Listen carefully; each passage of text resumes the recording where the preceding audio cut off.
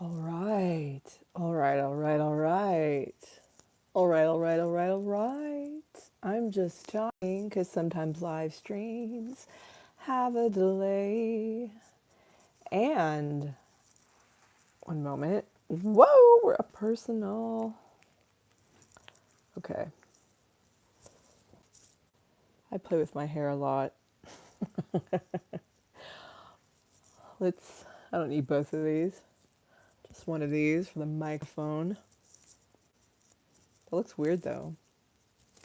All right. It's like my stethoscope.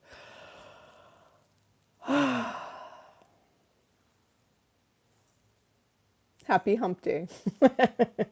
It's Anastasia live here from the Sacred Spheres, and it's Wednesday, which means it's Hump Day, which means it's time to hump, hump, bump, bump, bump in the night. It's Hump Day. Get your hump on, babes. And in honor of this this is second annual live Lollapalooza live stream of Palooza. There we go. I can get it right. Week two, we did a preliminary, then a Monday, Tuesday, off Wednesday, Thursday, Friday, and then we did Monday, Wednesday, Friday.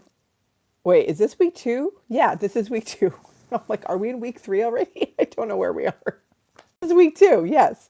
And we decided to do Monday, Wednesday, Friday. However, I see someone has joined me. Welcome. There we go. All right, now the chat is up, Adam. Oh, yes, I am in portrait mode today. I'm vertical. I am not horizontal. Since I decided to film and do this live stream from my boudoir, this is my bedroom. And oh, there we go. That's a little more centered. Oh, yeah. Very lovely. Hello, Sydney. Welcome. I don't know if anyone else is. I know there are two people here thus far, but welcome to Hump Day, middle of the week, Hump Day. Bump, bump, go bump some night. Get your hump on. Camel Day, Hump Day, live stream with me. Hello, Joyce. Good to see you. My goodness. Yes, I decided to do something a little different. This is my actual bedroom. It is painted a beautiful dark forest green. That is a photograph of mine. I do photography. I do art. I do a lot of things. Design. This is a beautiful bed from Ralph Lauren because I'm a fancy bitch. Hi, Jim. Oh no, he fell asleep. Jim fell asleep at the end of my last live stream and couldn't say goodbye. Well, goodbye and hello. Welcome to Wednesday. I am again here for Hump Day, because Wednesday's kind of, a little sexy, a little fun, a little salacious. So I thought it'd be fun to do it from my bedroom, and I have to do that in port versus horizontal mode because that would be too on the nose, right? Horizontal mode, like Chuck said, my favorite position.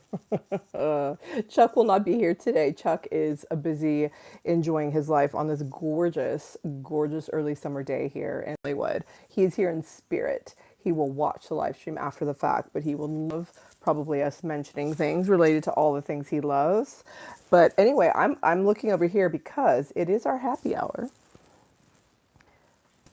and I wanted to keep in the Sandra O. Merlot sideways experience and have some more Merlot for you guys. I see everyone saying hello to each other in the chat. That's exciting. So again, this is a community happy hour because sometimes, as I've said many times before, in the world, we might not be happy, but somewhere, someone in the world is happy, even if it's not you or me. But let's try and engender some joy and happiness today.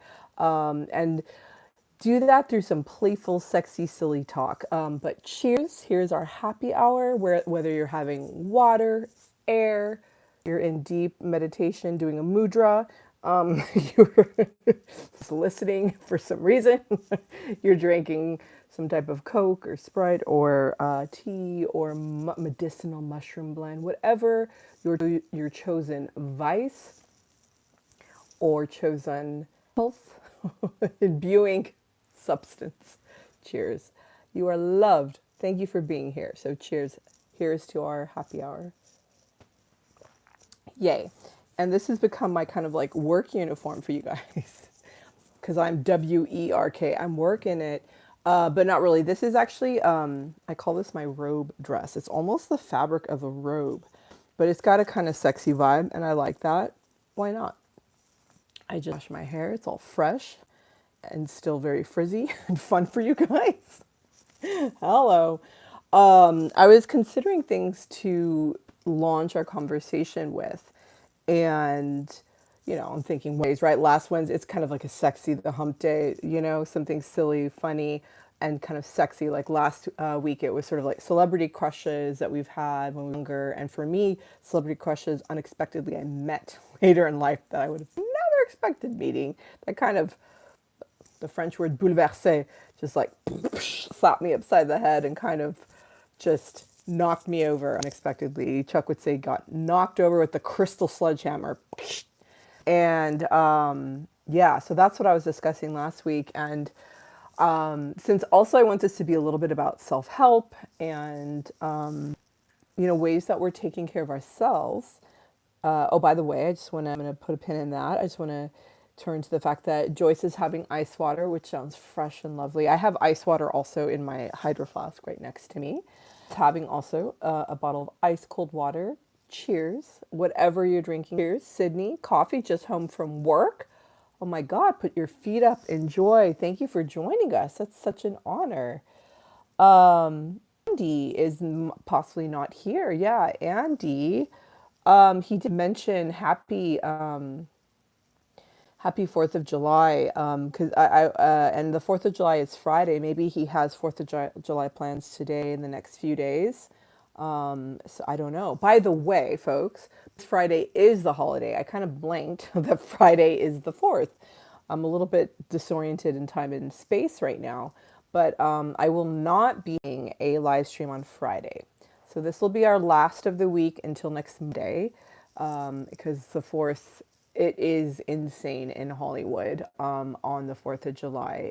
I don't know if fireworks are illegal. I don't think anyone thinks they're illegal because the whole frickin' city explodes. It is like a nuclear bomb goes off. It's absolutely terrifying. And it's very loud and crazy. Although there is light still at this time of day here, but and it doesn't really get too insane until later. But yeah, there are other things going on. It is a holiday, and I want you guys to enjoy yourselves and do whatever you're doing. Have a picnic, go to a park, enjoy some fireworks, blow some up, light something on fire, even if it's a beautiful match after you took a nice number two in the toilet. Oh my God. Wow. But that is just awful. But it's normal. It's human. It's lovely. It's okay. We all should. Everybody poops. Did everyone read that book growing up? It's okay. There's no shame. Speaking of which, I was thinking about, things that we can kind of jump into and see what happens and kind of flow. Yes, by the way, yes, happy 4th of July. I think I might sing something like God Bless America, the Woody Guthrie song, originally an old song that's become quite normalized. I don't know. This land is your land, something like that. Yeah, but I hope you guys are enjoying your holiday weekend, even though it's not quite here yet. But yeah, right? Sexy day. Are you, blah, watch out. Are you in the mood for love? Yeah, here's the thing. Whether or not we've attracted somebody into our life, whether or not we have someone in our life currently, we can call a boyfriend, girlfriend, person, or husband, spouse, wife, whatever. At the end of the day, we have ourselves. you know, as you guys know, I've been going through a breakup, and we're either with or we're not, and there are a lot of times when we're not, and a lot of times we are. And at the end of the day, even if we are with someone, it's our responsibility to take care of ourselves first and foremost. And in a sense, sounds so cheesy, but to date ourselves, quote unquote, to be our own best friend and to take care of ourselves with a level of love and non-judgmentalism and care and nurturing that sometimes we wish someone else would offer us. But my question today, and it's not because of a breakup or anything, this has been an ongoing thing I've worked with my whole life. The question is, how am I nurturing myself today? What are the ways by which I'm actually really, like last week, remember we're like, hugging ourselves, or last week, last Monday, I should say, on Monday, a few days ago, 2 days ago. How am I loving myself? How am I taking myself out on a date? How am I not waiting for someone else to take me out, or waiting to like coordinate something with friends, even just one friend to go to a coffee shop I've always wanted to try, or a restaurant, or a certain movie, or to a park, or there's this place in Gora Hills where there are like peacocks, and it's in like and all these wild animals. It's in like this cabin in the woods. It's more rural over there, and I've never gone, and it's kind of a far trek for me, but I kind of want to take someone. Maybe I feel a little unsafe. Sometimes I do feel that way as a woman. I want to be careful, but also, why not take myself there? You know what I mean? There are these crazy cool places in Koreatown, K-Town, this like weird like shaved fruit ice that is going viral right now, and it's like, why don't I take myself there? Well, if any of you are familiar with creativity work, or season ways to get ourselves to play more, Julie Cameron famously wrote a book called The Artist's Way, and if you've not read it or worked with it, it's a very important work. It's a type of book that helps you to engender more unfettered freedom with play, with creativity. Say that 10 times fast. It allows you to remember what it's like to be a kid when you are unafraid to make mistakes, and just to say, I want to play, I want to play, I want to play. And you're literally like your mom, kind of like a cat, like, let me outside, or a dog, just open the door, let me bolt out and just go for it. Whatever you're going to do, you're going to run around on a playground, you're going to jump on swings, you're going to just start grabbing dirt and throwing it, you're going to grab a ball and hit it against a wall. There's no real intentionality except to have fun and to enjoy yourself. And part that is a form of artistic expression, whether it is literally in moving your body, starting to dance, singing at the top of your lungs, no matter how it sounds, no matter who's singing with you, or if you just grab pen, paper, crayons, colored pencils, paints, finger paints, you just start putting stuff down on a piece of paper. Whether it is play in an artistic, traditional artistic sense, like a musical instrument, like writing, like singing, like dancing, like painting, or it's literally just moving your body. Basically, the question is, what is engendering joy? What is allowing joy? What is allowing you to express yourself in that moment, whatever you think you need in that moment, without judging. If no one's opinion mattered, and I recognize we can't always do this. We have schedules, 9 to 5s. We've got things we got to do. We don't always want to have wine and drink. Maybe less responsible, or eat less responsible things, so to speak. We want to keep ourselves a little more in the straight and narrow. But it's important, as always, one, to know ourselves. Right, the oldest adage spiritually in the book, Gnothi Sauton, sorry, the ancient Greek phrase, know thyself, that was above the temple at Delphi, the oracle had there, know thyself. That, and also, like I said earlier, like, how are we nurturing ourselves? A lot of us hope that we'll attract someone into our lives and that they will give us the love that we're not giving ourselves. Because the more we're actually giving our own selves love, the more that someone else is just a cherry on the cake of us. And remember, don't forget the cherry. Don't forget to hit like and subscribe, and the little bing, bing, bing, bing bell. The little man boat. Ding, ding, ding, ding, ding. The little cherry on top. But yes. So,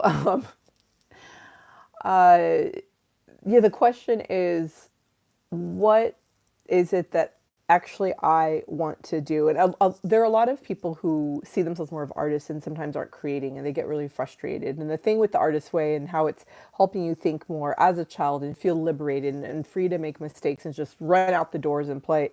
Sometimes we think that's what we want to do, but in truth, like I said, it's not just about the arts or the high arts or the low arts or whatever arts.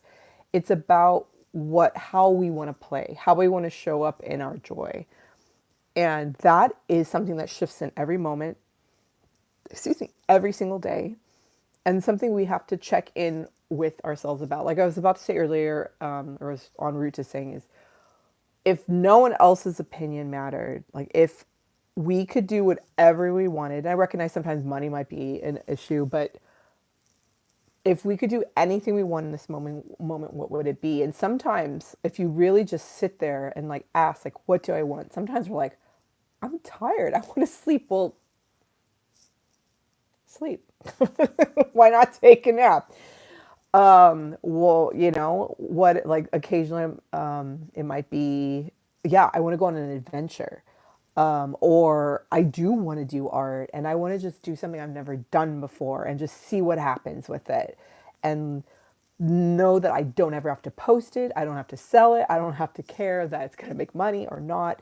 Even if, and maybe in this moment, I'm like freaking out about money and I'm like, how am I going to make money? How am I going to make, it's like, I really feel Bashar says this a lot, like what in this moment is our highest excitement? Because from there, everything starts to open and shapeshift and allow for us to experience, say, that love we want, that nurturing, that abundance, whether it's money, it's financial, or it's even like if we're artists and we want to manifest more of that and bring more of that into our lives. I have a story for you. I always have stories for you. But over the pandemic, I was laid off from ArcLight when I was doing all those events and red carpets. Because when you have like 10,000 people inside when a pandemic hits, for red carpets and lots of talent, A-list people, yeah, that was the first thing that got axed. March 15th, we closed that down 2020, and I went on unemployment.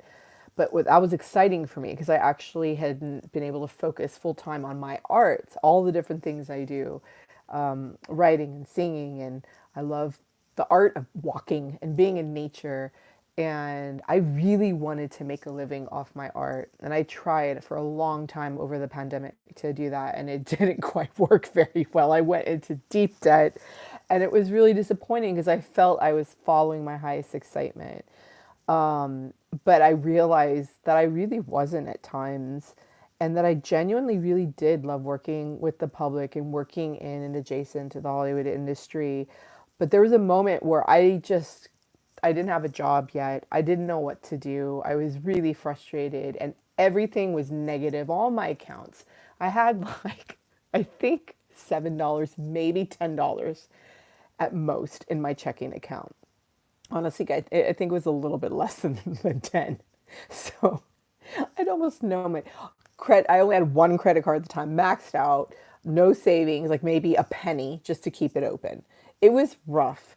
I owed the landlord at that point, God knows, $20,000. I mean, I'd already gotten a lot of grants and different, there were a lot of things that came through that to keep me living here, and I was protected because of the laws. They were very strict in LA over the pandemic, especially for rent control housing. But I'll never forget, I had no idea. Nothing was working out.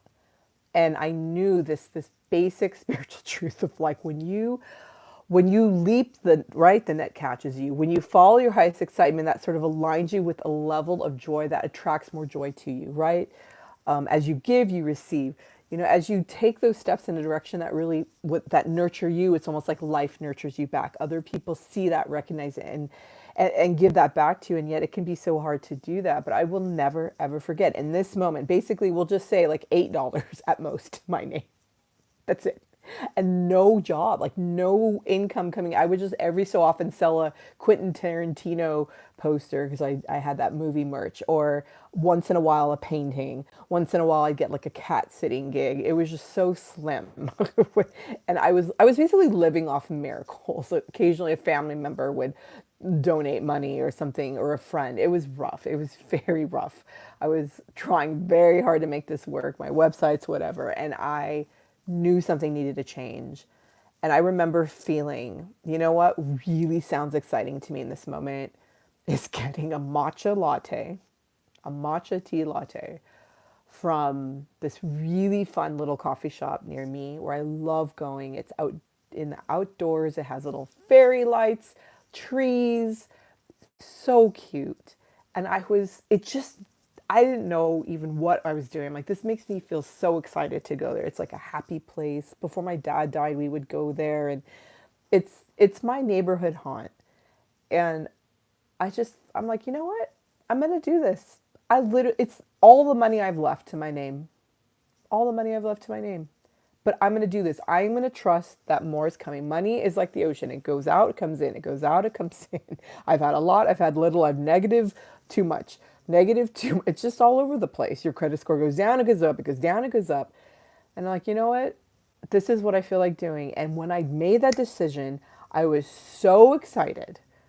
I drove my, also keep in mind, I like almost no money for gas. Like I had barely any gas in my car. I drive my car to this place that makes me feel so happy.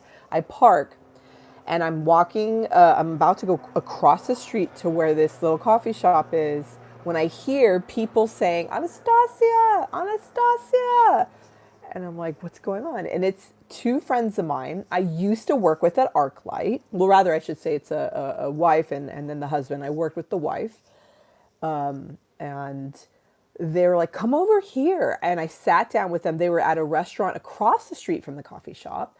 They had this huge spread of breakfast and coffees that they weren't eating because they had too much food. And that's the thing about this world is that there is more than enough for everyone, including me, including you.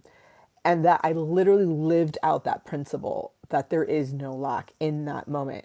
It's just about how we share resources. And my friends sat me down. They were like, oh my God, we can't eat all this food. Have some of it. Have this coffee. Have this, I didn't get my matcha tea latte, but I got infinitely more food and drinks that I could have imagined for free because it was just leftovers. They already ordered it. They're like, no, you don't have to chip in. Like, this is enjoy. And then on top of that, they're like, you know what? If things get bad enough, know that you can go back into hospitality, into serving, into the restaurant industry.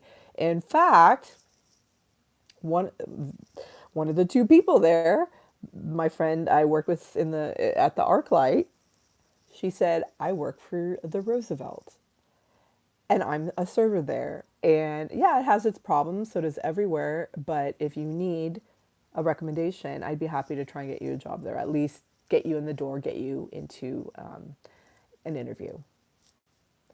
And as you guys probably know, I took her up on that. I actually took up her husband first because I was hesitant to work for the Roosevelt because how haunted it is and how sensitive I am to ghosts and things. Because I was very aware of that. So I tried the husband. The husband's place wasn't really a good fit for me. So then I reached out to the wife and she said, yeah, let me set you up with this. They were doing a job fair. She told me all about it. I showed up. I went through all the like 5, 6 interviews and I got the job and I worked there until very recently.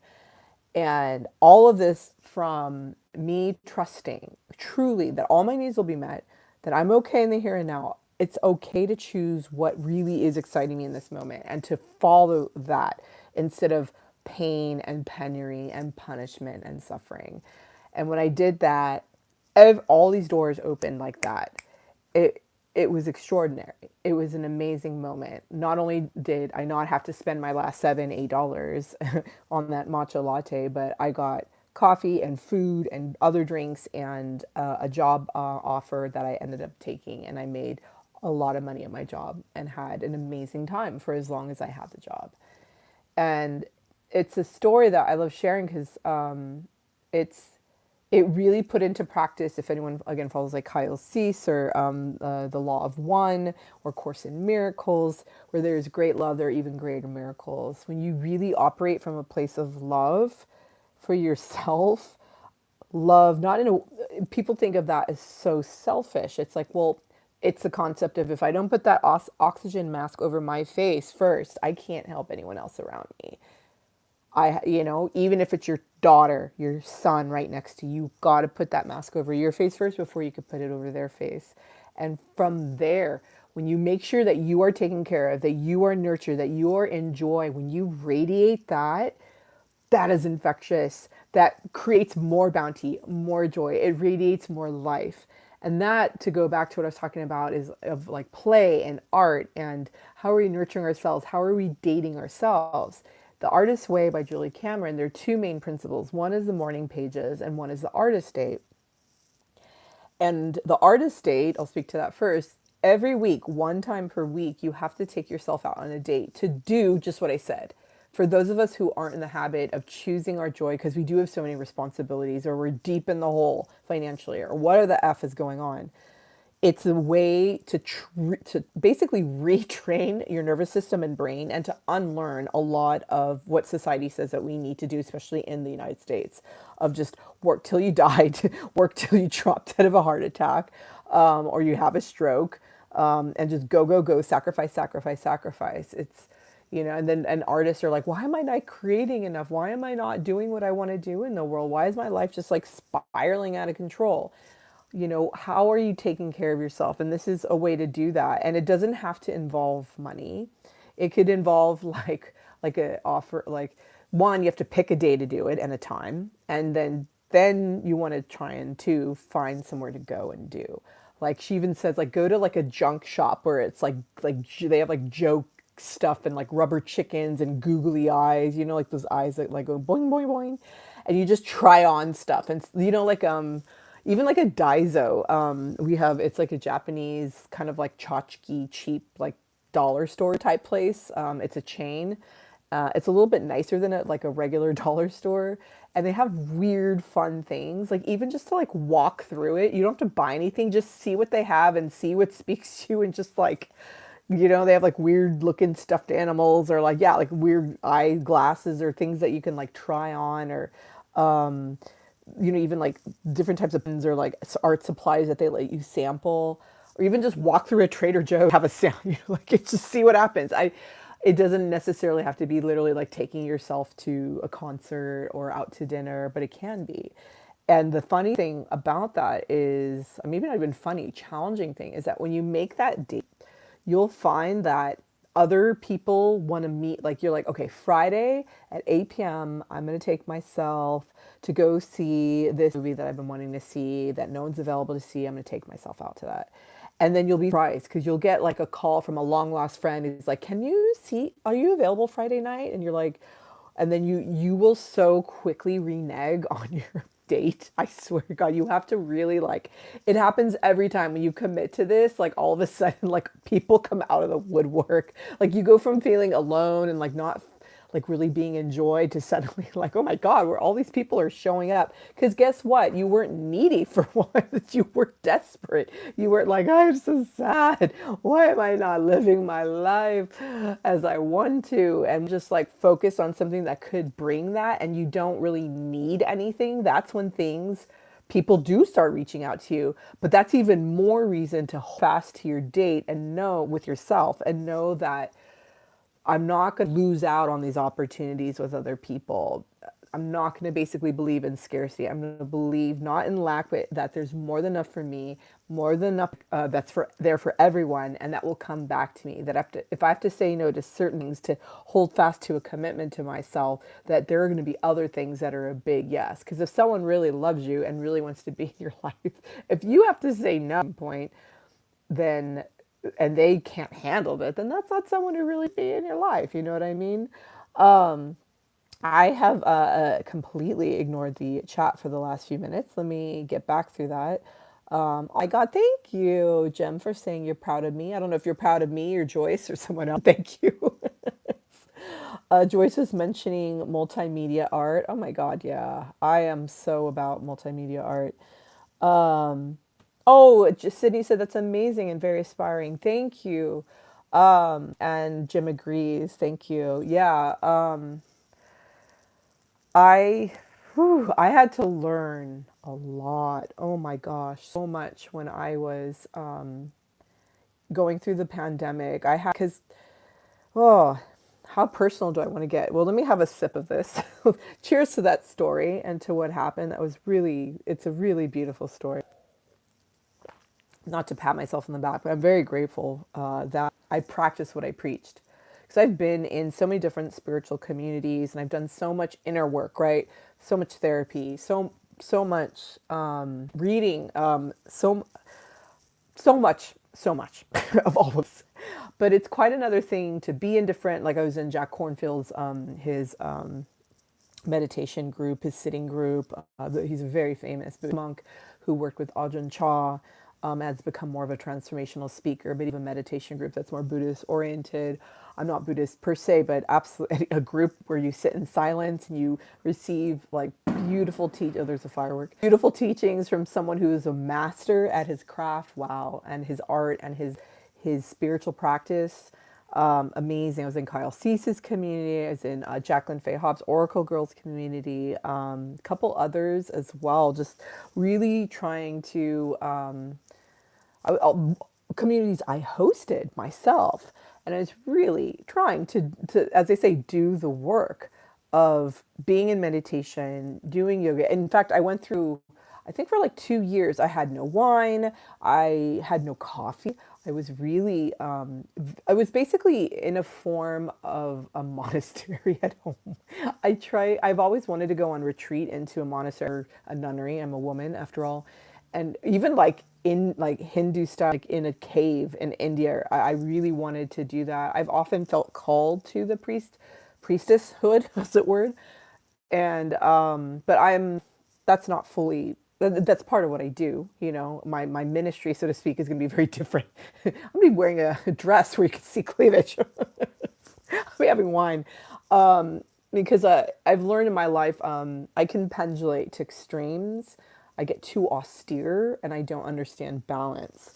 And also, I go back into a trauma state from childhood. And this is where I was like, oh no, do I go into that personal space? I mean, I think I don't have to get too into the nitty gritty of horrors that happened. Not whore, not being a whore and effing a lot. Horrors. What is horrific? But you know, we all have a story. There's always some type of pain somewhere. Somewhere there's some type of pain. And we all respond to it differently. This is why, you know, we have love languages, right? People gift give. Some people like to overshare, like me. Some people are very physical. There are a lot of ways that we show our love. The ways we show our love are almost always in direct response to how we were not loved in our childhood or young adulthood. Or perhaps it's a few ways we were that we are trying to reinforce. But often it's a trauma response. And, you know, it's interesting because on the one hand, the trauma responses we have feed into and actually create our personality self. Like I am as gregarious and outgoing as I am. I have a YouTube channel. I act, I sing, I perform, all of these things because from when I was born, I was practically thrown on a stage and it was a way that I received love. When I shined, everyone else shined and they applauded me and me kissed me. I got the love that I really, really, really wanted. And I've often had jobs, I'd say like 8 out of 10 of all my jobs, it's always been with the public on a large scale and in a way, in a capacity where I'm constantly giving people love and attention and then they give that back to me. And it hit me one day. It was, I mean, literally, I was in my 40s already at a point realizing, oh my, I know I don't look a day over 25. But I realized, my God, I've always chosen jobs where I can give a lot to others who don't really realize, like, wow, this, like, they don't expect it. They don't realize that's what they're going to get from me. And they get almost shocked. And it almost like kind of jolts them into giving back to me what I just offered them. You know, for example, I think I've told you, you know, like someone walks near my house and I'm just like, oh my God, that shirt is amazing. How are you today? You look great. What's going on? And they're just like, me? And I'm like, yeah, you. Do I know you? I'm like, good to see you again. I'm like, no, I've never met you a day before in my life. And they just start laughing and I laugh. And they just thank me for my attention and for my care. And then, you know, maybe they eat in my restaurant, maybe they don't. They're on their way. But this comes from trauma, actually. This comes from feeling neglected and not given what I needed in childhood. And more so, when I was given it, it just maybe wasn't in the way that I perceived needed it. It's not that my parents are monsters, but from a very young age, like literally as as far back as I can remember, maybe kindergarten, like 5 years old, I remember always needing to perform, always needing to be a really high achieving girl. And oh, like I learned to read super young, and I remember that being the top of the town, so to speak. And people showed me so much love and appreciation, and I felt so cared for and seen. And a lot of us do learn this. We learn that, oh, if we get straight A's or whatever the case may be, but it's a really hard question to ask. What am I without that approval and appreciation? Who am I when all of that is stripped away? Like, who am I when I just sit in silence? I would sit in silence, which is really all meditation is, listening to silence for 3 4 hours a day over the pandemic in my self-induced monastic mode, as a monk of East Hollywood, and just sit and sit and sit. And there's a point at which it's like I was trying to achieve my enlightenment, so to speak. Achieve the like stripped down, bare bones, eating like a very clean, simple diet, no alcohol, no sugar, very little, because carbohydrates are essentially sugar. I did have carbs, but no coffee, all of that, like the matcha. I was trying to come out of that period of my life because I realized that I was definitely very I was being just as extremist as I was to be a good girl and work really hard, because that whole work ethic that I had, because the more I achieved, the more I earned love from other people, especially my parents. At least that's how I perceived it. That might not have been the actuality, but my little body was so tiny. It was a little thing. My nervous system wasn't fully developed. My brain wasn't fully developed. I didn't know what the fuck I was going. I was doing what was going on. I just tried to flow with what's happening, as a kid, and just feel what I was feeling, and realizing, oh my gosh, I have to honor my family through how I achieve. And so I started pushing myself. I was pushed, and I got pushed to really extreme limits, like extreme limits. Like I started on caffeine pills and NoDoz, definitely in junior school, but I would pull all-nighters in elementary school. Ended up being like the straight A valedictorian student. I was tied for valedictorian in high school, but was the top of the class for then. And then honor student once I got to college. I was at one point a quadruple major. Like, what am I doing to myself? And it became this habit. And it's interesting because, especially in the US, like we sometimes don't have time, because we do have to work hard for money and for the mortgage or the rent, or taking care of the kids or whatever. And we don't have, as my dad would say, must be nice to take time, that leisure to step back.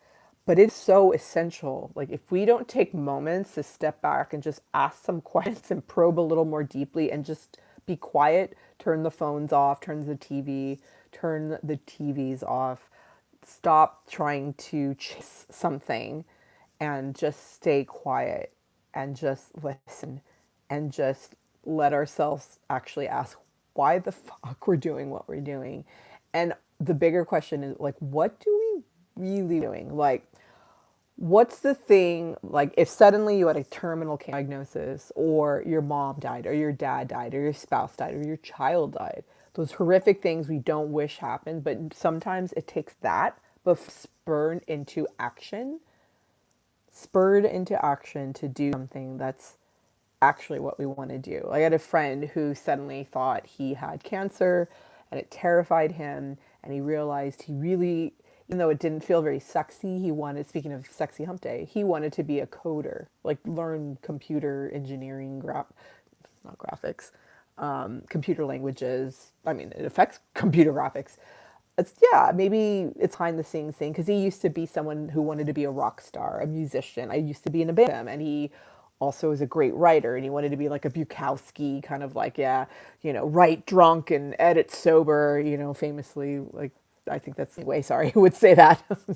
Bukowski probably had the same kind of, the poet. But, and in truth, it took getting cancer for him to realize, oh my God, the fringe of society, like some punk rock or whatever, like he felt like he should be that way because he was so brilliant, so intelligent, and he could felt everything inside, outside, upside down, and be on the outside looking in. And he felt so abnormal, and he felt like he needed to have a role in society that kind of indicated that's who he was and how deeply he thought. When really he just craved having a wife, as he told me, whom he married. He married a girl who he's like, she's not in anything. She's not a writer. She's not a lawyer. She's not a doctor. She's just a woman who loves him, puts up with them because he is difficult, and who just works a job, and they have very simple life. They own a home.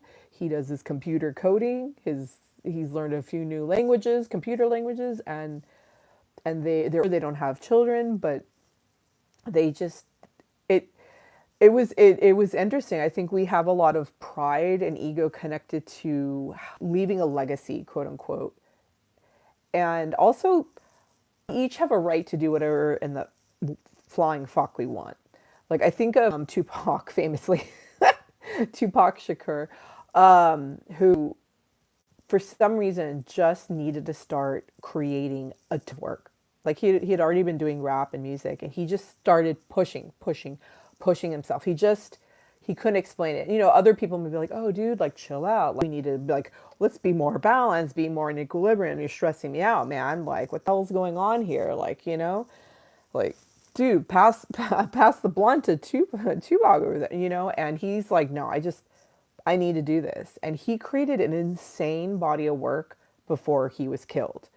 Like, I don't know if you know, I can't remember what it was. It was like 5 albums in this very short period of time, just busted that out, and then was killed like in 2. He just knew that's what he wanted to do. Because actually, I was talking to Chuck before he's off again having a beautiful night in Hollywood. But we were talking about how like he derives so much joy from really being, I don't want to say like stressed, but just working really, really, really hard. It brings him this level of like almost euphoria, and for me, I certainly love that. But because of how hard I pushed myself when I was younger, when I really ask myself what I want to do, it's like, no, I think I've really worked through a lot of that childhood pain. And yeah, I do like to be on stage still genuinely. And also I like to do it in a way that is more moderation. I don't mind going through periods of like having no sugar and wine and coffee and things. And also it is, it's okay to go through periods where it's indulgent. It's also okay just to be in each moment. It's the middle way, everything in moderation, all of that. Those are very true truths. They're truthy truths. But at the same juncture, it's, for me, what I've learned is if I'm judging myself for what I'm doing or think I should be doing, that is the exact moment I know it's like, whoa, stop that. How can I just be in this moment and feel into what I need right now? Even if the next day, like Bill Burr says, we we can't body shame, fat shame, slut shame. We can't. We're shaming. Like, haven't you had a day where you've done something god awful, and then that next day you look at yourself in the mirror and you're like, God damn, even for you that was terrible. You're a piece of shit. Curtains closed until 3 p.m.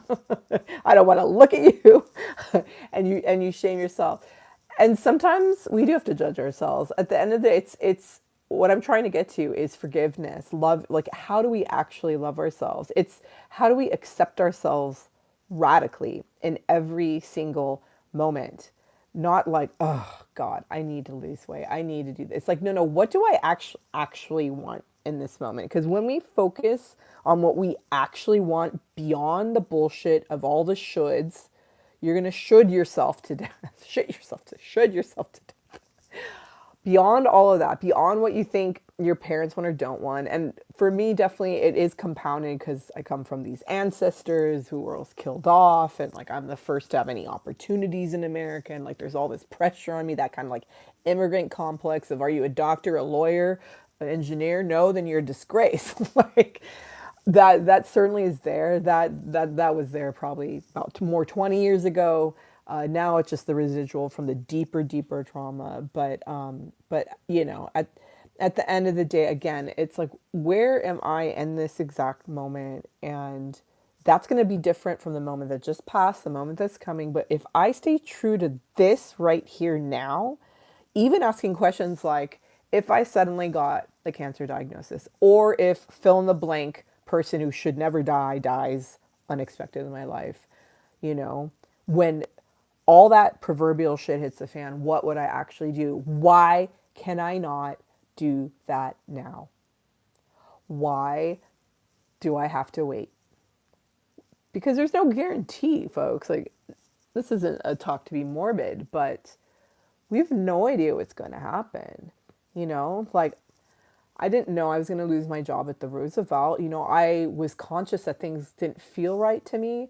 And I was trying to live as boldly as I could in every moment, almost like I would never see any of my coworkers again or the people I worked with I love so much. And I would try to really embrace everything. Like if I had a connection, it's like, what's your number? Let's keep in touch, you know, because you never know. And I'm glad I did that because there did come a day and I did have to move on. You know, you don't know if you're in an accident or whatever.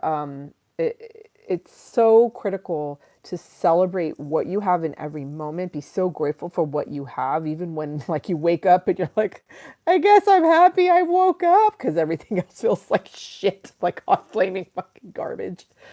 But opening up into that gratitude, opening up into, okay, what is, like, even if it's like when I've been going through the breakup and loss of my job recently, it's like today, like I just want to be in bed. I just want to sleep. And guess what? I have been working really hard the last 6 months, extremely hard. Why not sleep? Why not honor myself? And someone's like, oh my God, that's pathetic. It's like, that's your judgment. Like, I am gonna trust that this is what I need in this moment. And sure enough, I knock out, I'm dead asleep, and I wake up and I feel a heck of a lot better.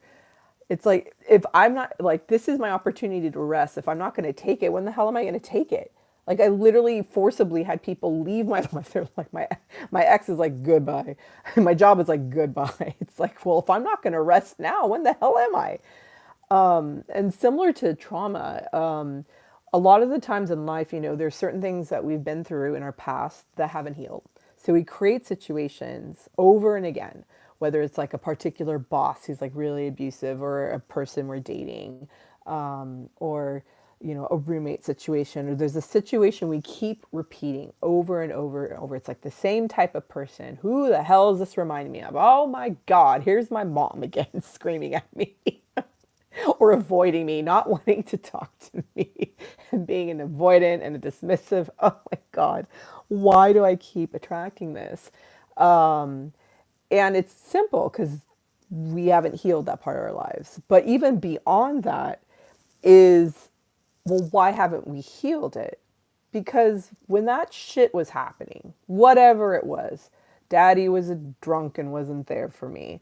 Or daddy was a powerful man and was always busy and was never there for me. Or daddy was always there for me and smothering me, and I felt like I couldn't have my own freedom from that. You know, I don't like physical touch. Whatever the situation was that caused, even if it wasn't that intense, it caused your little tiny baby system as a little kid to get to short circuit.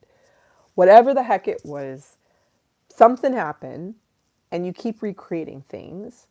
And there's a little kid who got really upset at some point, and it was overwhelming, and they were sad. And for some reason, they were not actually acknowledged. That sadness wasn't acknowledged. Kyle Cease, who's a famous comedian who became a transformational speaker, he was in a lot of, like 10 Things I Hate About You, a couple of those movies. And he now does this kind of blah blahing that I'm doing now. And he says, why don't you cut out the middleman? Instead of constantly like recreating a boss who was just like your abusive mom or dad or whatever the hell, fill in the blank, or a spouse or partner or person of any sort, you know, in your life, why not just be the space for the little kid who is sad, who is hurt? It's like, well, why do you have to keep creating mommy, we'll just say, in your life? This person who felt like a tyrant when you were a kid, and you felt like you couldn't be yourself, and you always had to do what she said or else like her wrath, and anything you said could and would be used against you in the court of mom.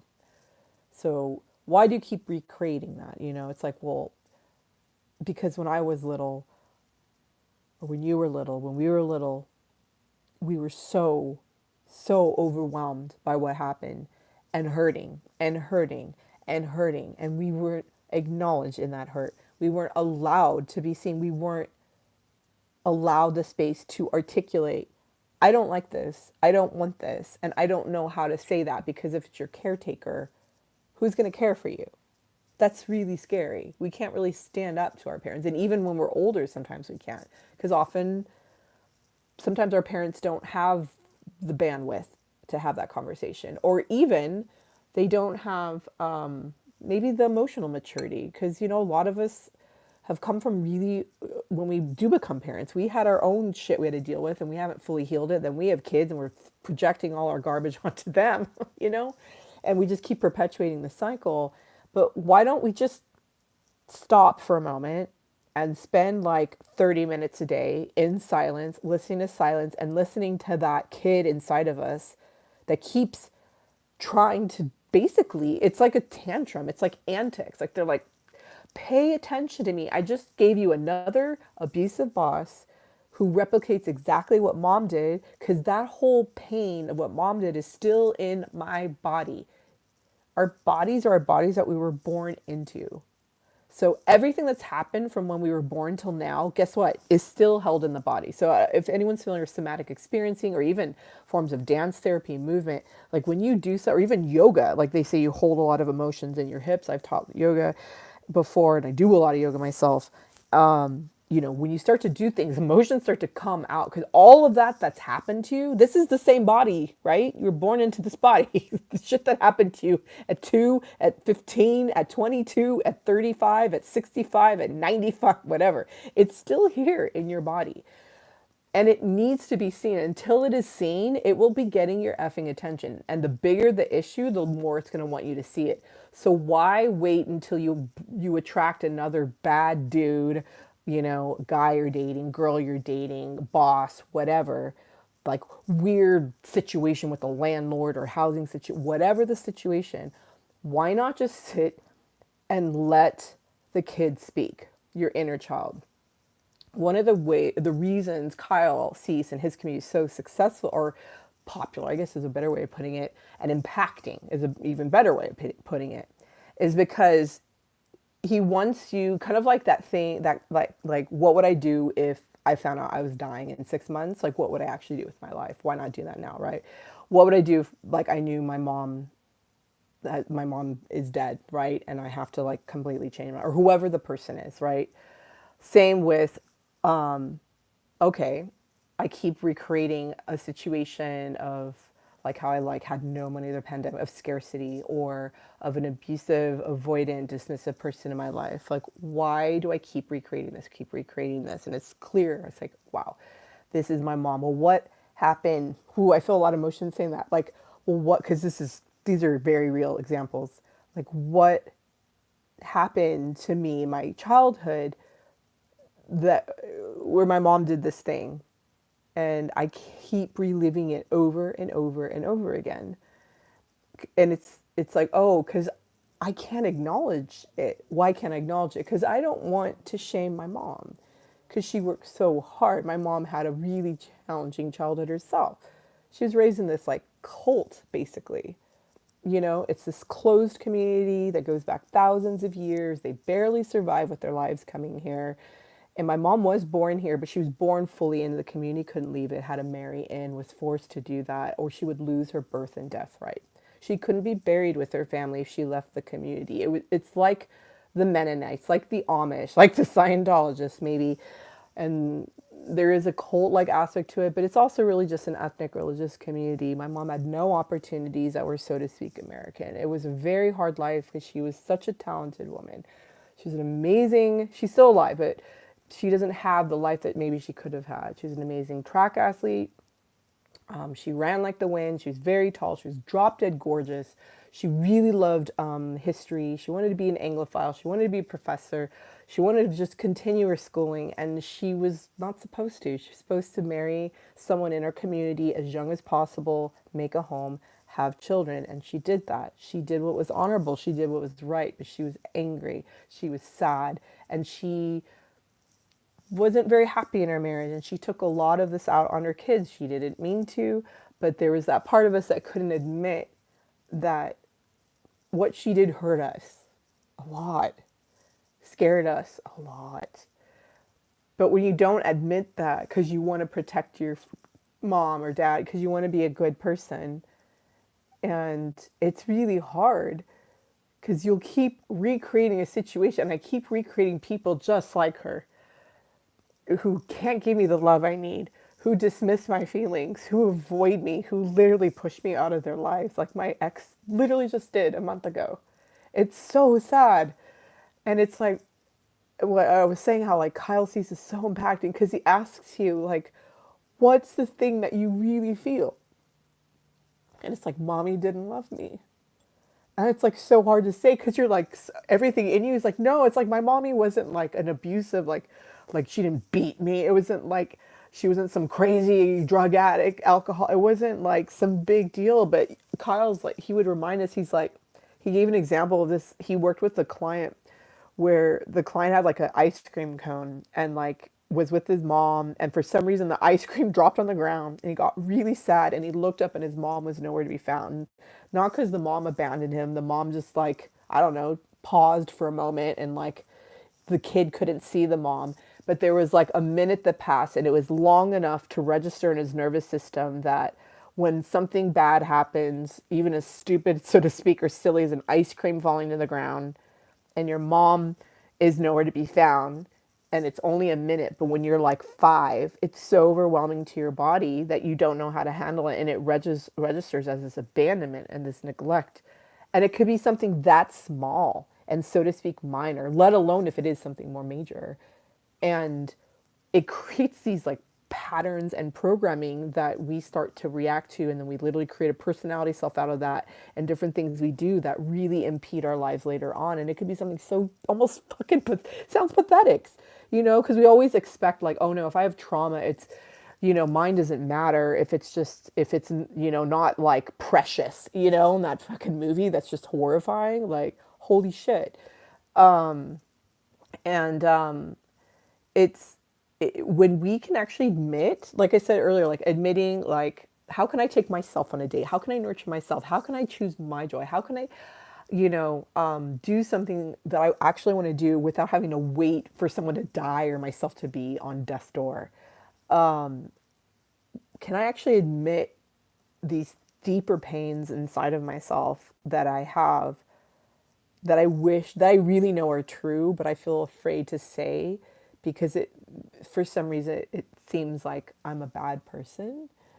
And until we admit those things, we're we'll actually be the bad person because we're not being kind to our inner child who actually did experience something, no matter how minor or major it was.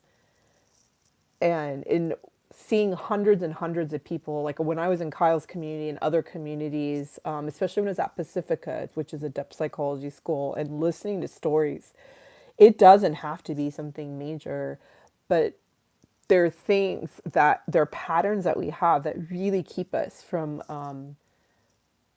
you know, I don't want to say our full potential because we don't want to judge where we're at in this moment, but we feel like we all, some of us, we have this inkling, like there's something else I know I want to be doing, but why can't I? What's the wall? Why do I, again, keep recreating situations that keep me stuck or keep me in this pain body, pain space? Like, what the hell is it, you know? And it does, you know, there, we all have different ways into this kind of space of asking these types of questions, and ways of acknowledging what it is that's happening. And because unfortunately for a lot of us, we learn the hard way. You know, we have to, we wait until things explode in our faces. The guy we're dating is like literally screaming in our face and verbally abusive, or, you know, or like in the case of my guy, he just like disappeared for like, I didn't see him for like a month and a half, you know? And he doesn't exactly live on Mars. He lives, he just lives in the valley. It's just like 30-minute drive at most north of me. We don't have to wait for things to get that intense. That's why, that's why they suggest things like maybe don't have alcohol for a period of time, see how you feel, like just sit in silence, maybe do a little more yoga, maybe work out a little more, maybe take more walks, get in a space that's more contemplative, that's more in the body. Maybe do therapy, somatic experiencing, maybe take a dance class where you move the body. Again, the body is always dreaming. The body is, for lies, the body is our repository of everything that's ever happened to us. And it contains basically the truths of who we actually are and what needs to be seen and loved and held space for so that we can live a more authentic life, more aligned with the truth of who we really know we are, and that sometimes we're afraid to admit and show up as. But if we dared to admit that, we might find that we're finally choosing our highest excitement, and there is this like beautiful flow of things to come out of that and to blossom. Keep in mind though, like, oh, and then I get this job and then that job, and now I'm making $2 million a year, and then I go travel here and there. It's like woo, and sometimes there are those kind of success stories, and we flow and flow, or like as an actor you make it or whatever in Hollywood. But keep in mind that everything has its season. It's beautiful to experience those highs. There are also lows, and every part of that is beautiful. So the process of becoming, discovering what is at the core of a lot of the patterns we have that keep us stuck, that journey is as beautiful and lovely as is the journey of doing those amazing things, traveling to places we've never traveled before, experiencing those little miracles like when my friends suddenly were there to give me a bunch of stuff for free and offer me a job. Every part of that is beautiful because things come and things go. Like Hollywood, like very rarely do you have, are you at the peak and the A-list through the, your whole life. You're basically only as good as the gig you got. When the gig's up, literally the gig is up. You don't have a job. Sure, everyone's like 1099 basically. It's all it's an independent contract, right? So you're unemployed, and you have to look toward what's next. But more so, just learn to stay in the present moment and appreciate as much as you can where you are now without gaslighting and bypassing where you've come from, what's here now, what needs to be seen, what needs to be loved, and I believe so that you can have a life where this doesn't become an earth as it is in hell. There's more than enough suffering in this planet. There will always be suffering. There's also a way to lessen it and a way to end it. And the way it's ended is through a perceptual change, a shift where you realize that this actually can be an earth as it is in heaven when we allow for, again, choosing our highest excitement, seeing where that takes us, and also appreciating the journey. Because it's not truly your highest excitement. Here's a nugget. It's not truly your highest excitement if you don't enjoy the journey to get there. So this this has been my spiritual TED Talk. And Andy has joined us, and I have completely neglected the chat because I felt like something needed to come through me today. I had an idea of what I wanted to say, and I'm really grateful that this came through. So let me just go through the chat and just honor what was said. Let me go back a little bit because I kind of lost myself.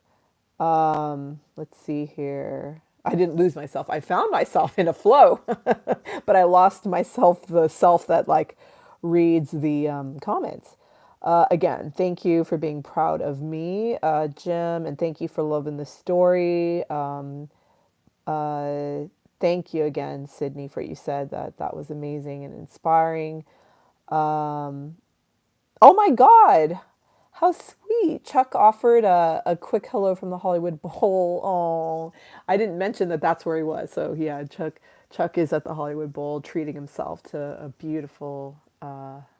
Speaking of like nurturing ourselves and taking ourselves out on a date, a beautiful date at the Hollywood Bowl for himself and the gorgeousness of this. I mean, like the weather's so perfect today here in LA. And then Andy said, "Peekaboo, how cute! What did I miss?" Hi, Andy. So happy to see you. Big hugs to Joyce, Chuck, Andy, Sydney, Jim, anyone else who's here. Because I know I've been seeing the numbers go up, down, up, down, up, down. And it's this weird thing with YouTube where it could say that there's like 3 people, but then like when I look at the statistics, like actually 10 people reviewing. I was like, oh, okay. Oh, I'm so glad that you're feeling more rested today. I feel grounded and rested today for sure. And you might fall asleep again. Well, that's good. That's a good thing. Because a lot of people, have to put on like white noise and sound machines or whatever to get to bed. So I'm glad my voice is offering that. Oh, Andy was offering big hugs for Anastasia. I love that. With love. Thank you. So much love. Because I'm in my bedroom. I'm holding, I don't really, oh, here, I can kind of put this here. So I can be like, boop, boop, boop, boop. Offer you love. Uh, Andy, what did you miss? You missed a lot. I kind of, yeah, went down a path I didn't fully anticipate, which I love. I love to just be in flow, see what happens here. The premise again, right, is hump day, kind of sexy, hump hump, go bump up the night. So here is our boudoir, my actual bedroom. Again, my photograph, my robe, my sexy robe dress. But oh, interesting. Because I was mentioning, like, what do we really, really want? Joyce's mom always wanted a brick house with a circular floor plan. And that was, in a sense, her Tucson home. And it was exact to her mom's specifications, but were they your specifications, Joyce? Forgiving is key. And forgiving is not forgetting. Yeah, just because we forgive someone doesn't mean that they're not going to be held responsibility. Sorry, held responsible for the bullshit that they yeah went through and brought to you. Yeah,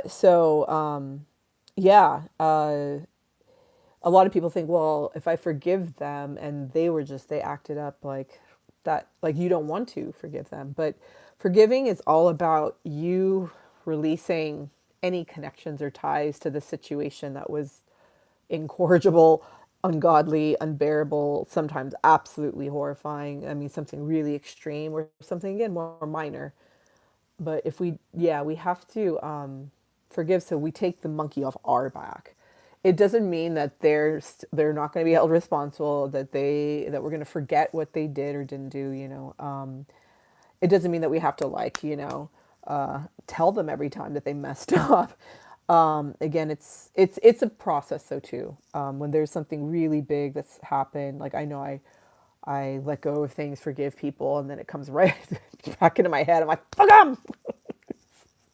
I tell my cat, "Did you slice and dice my ex today?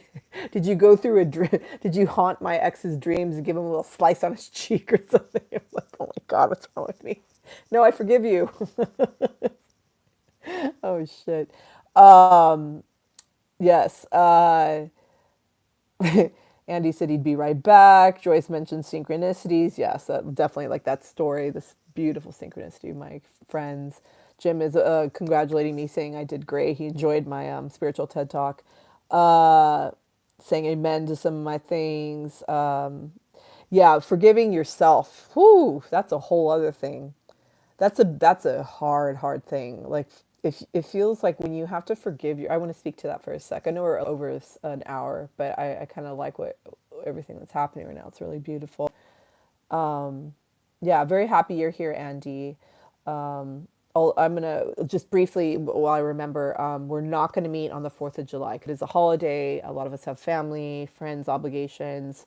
It explode. It's kind of crazy here in Hollywood. So I will not be having a Friday live stream, but I will do Monday and Wednesday next week. possibly Friday as well, Monday, Wednesday, Friday at 7 p.m. So sorry, there's gonna be a little delay. I will post more videos in the meantime, but yeah, we will meet back again on Monday at 7 p.m. I might, Chuck has even encouraged this. I might, if I feel led, like if I feel in the mood, I might just randomly turn on my live stream and just be like, hey, I'm doing a live stream at random time, like even on the weekend, but I'm not gonna have a formal live stream until next Monday at 7 p.m. just to honor the 4th of July.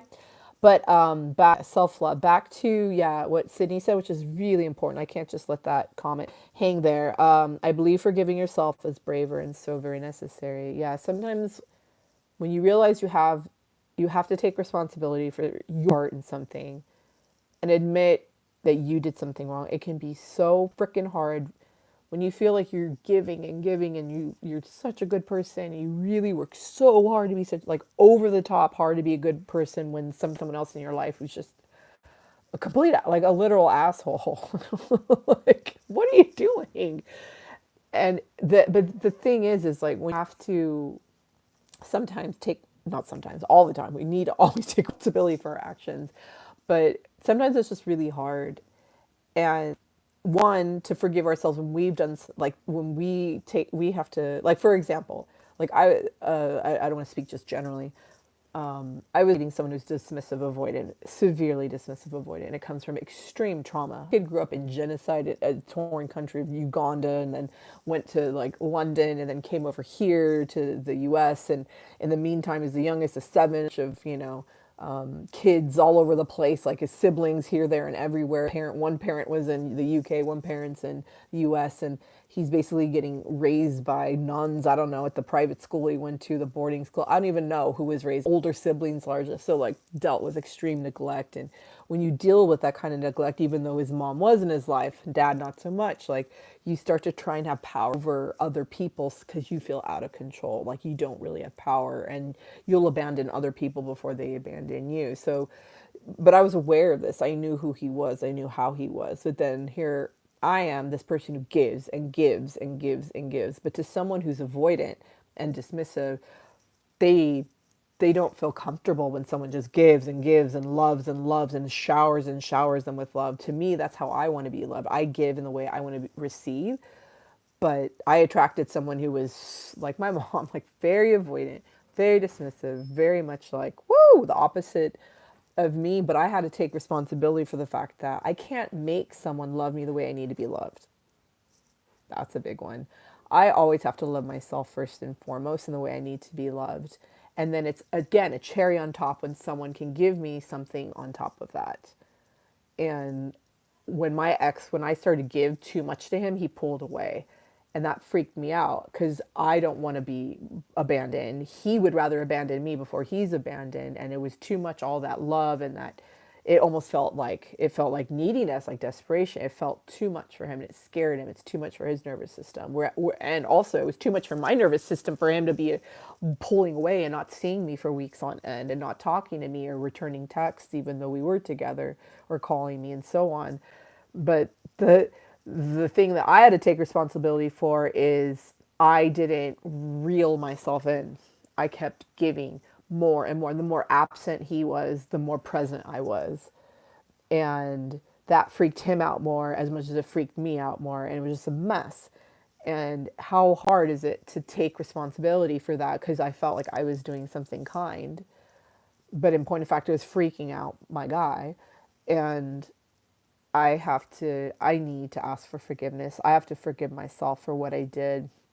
I know that I was doing my best, and that if it is for some reason still meant to be this connection with him, it'll come back around at some point. And if not, it's not, and I can move on. But for now, I have to move on considering what's happened, which I won't go into details, but it's definitely not anything happening right now. There's nothing happening right now. And also knowing that some of how he acted was gross. Honestly, it was pretty gross. It's pretty gross. Like just objectively gross, not okay what he did. And it's important, like Sydney said, whether you're forgiving yourself for something you did or for offering forgiveness to someone else, it's more for you. It's very brave. It's very hard. And also know that it's a process and a journey, because when it's a big thing, like I've been working my whole life to forgive my mom and my dad for my dad's passed on now, but to forgive them for things they've done. Like I forgive them and I feel more relieved and I realize, oh, I still harbor a lot of upset and pain. I still carry this with me. And I might carry it with me honestly till I die. And I guess I say that because I've always had a fear that I won't fully step into my gifts as a performer, as a singer, as a writer. I'm not going to publish everything I want to publish, have the albums out that I want, or be successful on stage or in movies or film or TV or whatever, blah, blah, or YouTube or whatever, if I don't let go of some of these things. But what I'm learning is that you're going to live with these things. Letting go doesn't mean things disappear from our lives forever, that we get rid of them. It actually means, and this is really hard, we just learn to live with them. Letting go is letting go of how much it obsesses you all the time and affects you on the daily. And it's okay if it does. It's you because we have to have compassion for ourselves and not judge ourselves. However, the kind of healing is when it becomes not as all consuming, but it doesn't really go away. Like someone who died tragically, like they're not that horror, whatever happened, it's still going to be there in our lives. It'll just get a little easier to handle. We won't be as fixated on it, and we'll hopefully be able to live our lives in a way that is really abundant and exciting. Again, choosing our highest excitement while knowing that not every single moment is going to be like an orgasm. It's going to be like extreme pleasure to bring it back to our hump day sexy time. Not every single moment is going to be like, woo! Because that's not the point I feel of this planet. Like I joked in another live stream. It's a quote from Kyle Cease. We haven't met aliens because they fly to our planet and they're like, no, that's a planet where there's a lot of hardship and difficulties. Like there is pleasure and fun, and there's also a hell of a lot of pain. You can't get away from the pain no matter what you do. There's always going to be a 200-pound pile of shit you got to deal with. Like, no, and they fly away, deuces, planet Earth. But yeah, I guess we were talking about Marc Maron and Mark Manson because I'm reading Marc Maron's book, The Subtle Art of Not Giving a Fuck. I might have misspoken that title a little bit, but in it he says it's very common adage in any spiritual tradition really. There's always going to be some level of pain and suffering, even when you're choosing your highest excitement, there's always some difficulty. The question is, because there's always going to be some difficulty, what's worth fighting for?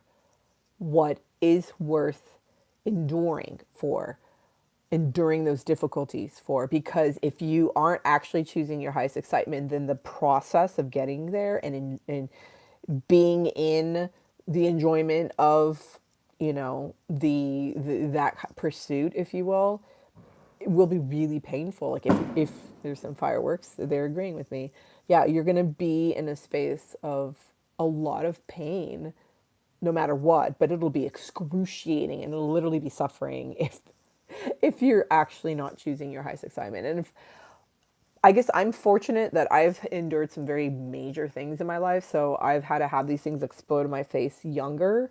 Some people, for some reason, they can work, have family, kids, and just kind of get caught up in things before it explodes, and then they have to have a complete pivot in their life. I've had many about faces in my life, many huge pivots, and I'm very honored and grateful for that, as painful as it's been, because I do like learning the hard way. But that means that I have to even more intensely double down on asking myself this question, like what really is my highest excitement? How am I taking myself out on a date this week? How am I doing my morning pages? That's a whole other thing. Those are your every day you write down 3 pages of whatever. It could be you journaling. It could be your thoughts. You could write down the word and. Just, it's like a brain drain. It's a form of writing meditation. Instead of listening to silence, eyes closed or open or whatever, the morning page is just a way to just like drain out your brain and write for 3 pages so that you can start your day kind of freed from potentially anything that could get in the way of you just kind of go about your business and enjoying yourself as much as possible and doing it in a way where you're not, encumbered more than you need to be. But keep in mind, there's no shoulds. Maybe you need to be encumbered for that day. Maybe you need to remember sleep in your bed because you feel like garbage. All right. So I'm going to go back to the comments and then wrap this up because we definitely have, we've gone a little bit over, and that's okay. We'll go over sometimes. It's a happy hour and a half, not just a happy hour. Jim understands that we're going to be having a good fourth and we won't be here on Friday. We will be here on Monday, but I might turn on the camera some point between now and then. Who knows? I also wanted to acknowledge Joyce a while back. She mentioned that I'm a born performer. Thank you. I really was. I really am, and I do miss being on stage. But that's why I'm doing that because I miss it, and I get to perform in a sense for you guys. So thank you. Let's see here. Oh my God, Andy was distracted. He hadn't seen the Barbie movie before. Amazing. It's a Greta Gerwig is just, I mean, that was such a cult phenomenon, and so grateful that movie exists. And yay, Sydney's agreeing 100% on that. Thank you, Sydney. Appreciate you. Andy's having a salad. Aliens, yes, yay, aliens. And Jim actually didn't fall asleep. And Jim is here, Andy is here, Joyce, Sydney, maybe even know who else is here. But I am grateful that you're all here. I do have to start wrapping this up. Here I'll have another sip of my happy hour and a half. Sideways Sandra O Merlot. There we go. I need to get a wine company, and I'll have a Merlot called Sandra O Merlot. Oh, Merlot. That's kind of cute. Andy, oh yeah, Andy, you love the picture behind me. Sorry, my foot's asleep.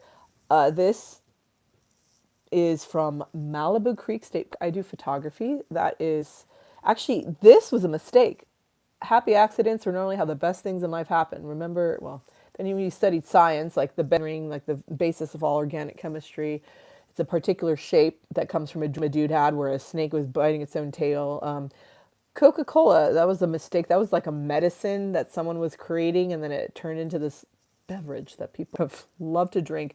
Fun fact, my maternal great-grandfather worked for the company Coca-Cola, and when everyone lost their jobs in the Depression, people still would find money to buy a can of Coke, or rather a bottle of Coca-Cola. So my great-grandfather kept his job and was able to make a living for his family during the Depression because of Coca-Cola. Anyway, that's a happy accident. A lot of the psychedelics were, like LSD and some were Botox. We didn't realize was great. It was more for like migraines and other things. And like, oh, it also helps with our wrinkles. Ozempic, yep, a lot of things. Actually, the way, what is it? The boner pill for men. Shit, what's it called? I thought Prozac. Oh my God. Anyway, one of those things I like to take. That was discovered for something else, and then turned out it actually helped men's erectile dysfunction. I don't know why. I just can't even think of that very famous medication. But anyway, long story short, I was using my phone instead of an actual camera, and it was a very hot day. My phone overheated, and as it was overheating, I was trying to take a few photos, and it blurred this photo. And then my phone just shut off, and this was the last photo I took before my phone just completely shut down. But yeah, I used to do with 35 millimeter film, black and white photography. I love nature. I love trees. I love Fibonacci patterns, and I love shadows, and I like unexpectedly slightly haunting scenes. Anyway, this is a black and white photograph on a canvas, so it's a canvas wrap, and that is that. And it's one of the popular images that I have actually sold or given away. All right, let's see here. Oh, Viagra. Thank you, Cindy. Yes, there's Viagra and Cialis, but Viagra was one famously that was a medication. I can't remember if it was like for blood pressure or something. And the happy side effect was that men would have an erection for far too long or for just the right amount of time. And anyway, now a new industry was born, and men finally started going to the doctor for once, you know, because a lot of men don't want to go to the doctor. They don't want to know anything's wrong with them, whether that's an egoic thing or a pride thing or whatever. I know my dad just didn't want to know if my dad always would refuse going to the doctor because he didn't want to know if something really, really wrong was happening. Like if it was out of sight, out of mind, he wouldn't worry about it, and maybe it will just go away. He didn't want bad. No news was good news was my dad's. That was why he never went to the doctor. Anyway, anyway. I mean, it wouldn't be a hump day happy hour without some talk about Viagra or Cialis. So, you know. Okay. The man who made 7 Up passed away today. He made 3 Up, then 4 Up, then 5 Up, then 6 Up. Then he gave up and passed away penniless. How close did he go? Wait, what? Andy? I think Andy is telling a joke. That was funny. All right. Andy, what is in your salad? And it looks like someone photobombed my painting. Well, it's a photograph and it's just a bunch of rocks and it. I'm photobombing it today. I'm right in the way of it all. And Andy is having a salad with Lay's potato chips, croutons, hard, diced little smokies, some hard-boiled eggs, mac and pea salad. Wow, that sounds like you put everything you could think of in your fridge into one salad. That sounds hearty and substantial. Gummy bears, there you go. This is very fascinating. This sounds like Michelin star territory, and we now have 5 viewers. We are wrapping things up. We have been on here for 88 minutes today. I'm very proud of us. We went the distance. We've talked about everything from how to choose our highest excitement, how to take ourselves out on a date, how to not wait until someone dies or we're about to die to do things we want to do, how to hold compassion for ourselves, forgive ourselves for maybe, you know, acknowledging that when we were small, our mom scared us a lot and we still create relationships with people, with individuals who scare us because we won't acknowledge something that happened in the past and we keep recreating it until we acknowledge it, you know. We talked about a lot of things today. Cialis, Viagra, this photograph. I've been in the boudoir. It was very minimally about Hollywood, except for the fact that I did work Kyle Cease, who technically is a comedian and a movie star type guy. I would say more of a just he's an actor who's now a transformational career. Talked about Ajahn Chah and Jack Cornfield, how I was in a self-imposed nunnery or monastery over the pandemic here. Oh, Jim is saying, thank you for letting us be here this long tonight. Andy's mentioning he's also having a Mountain Dew Code Red. He also loves Jelly Bellies and gummy bears. I like Swedish fish. How about that? I don't really like much candy, but I do like chocolate with peanut butter, and I do like Swedish fish. You are so welcome, Jim. Thank you for being here with me. Oh, that's so sweet.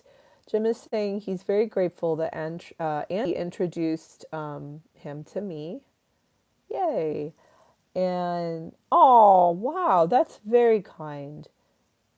That's very, very kind. You feel like you're a better person now. Oh, Joyce loved my topics tonight. Thank you. I hope, Sydney, if you're still here, you've enjoyed yourself. And I know you were here much more briefly.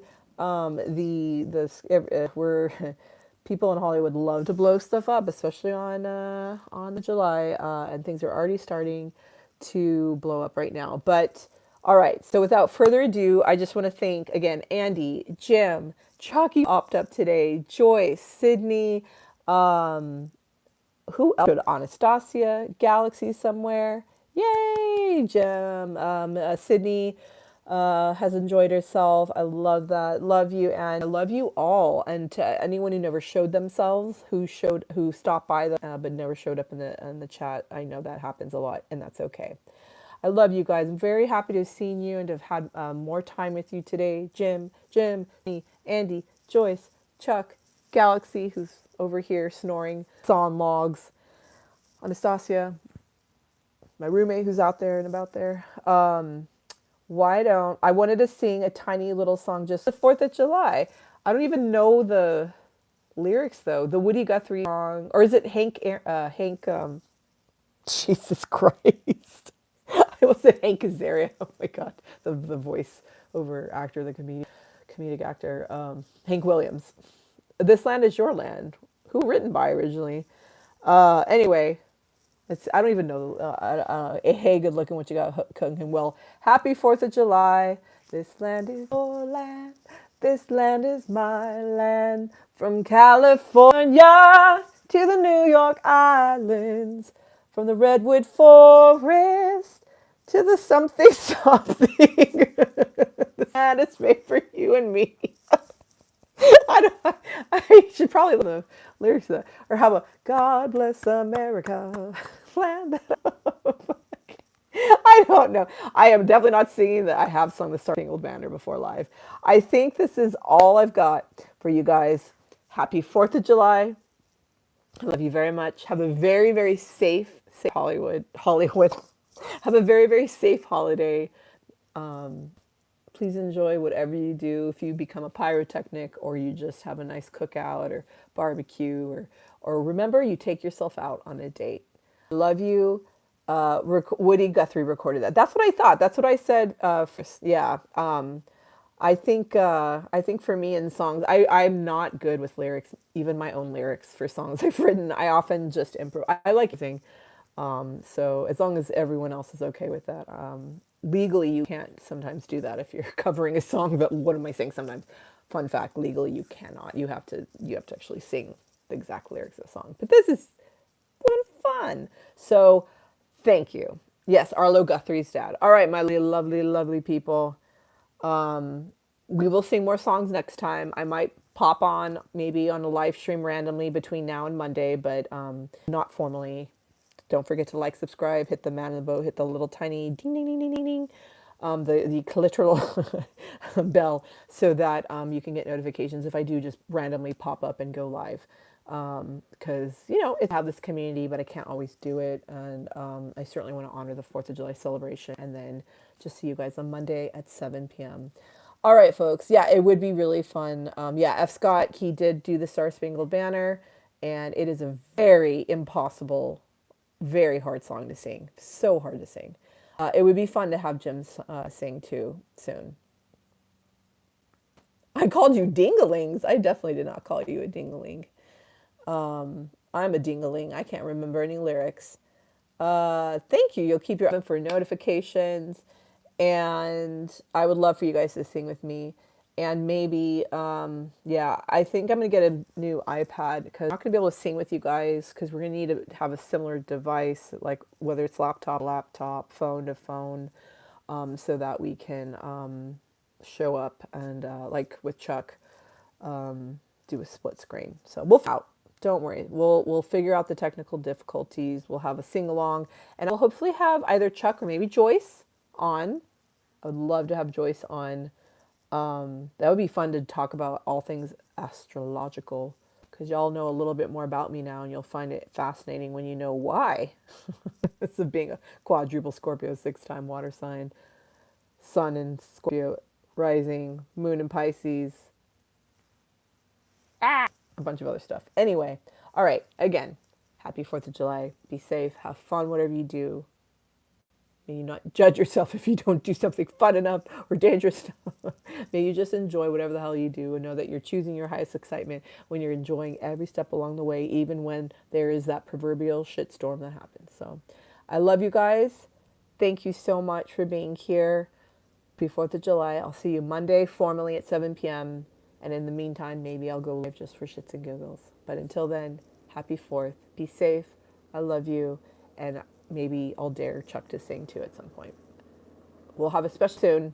Stay tuned. I'll see you on Monday for Manic Monday. Love you. Don't forget to like and subscribe. Hit the bell. Bye, you guys. Take care. See you next time. Bye.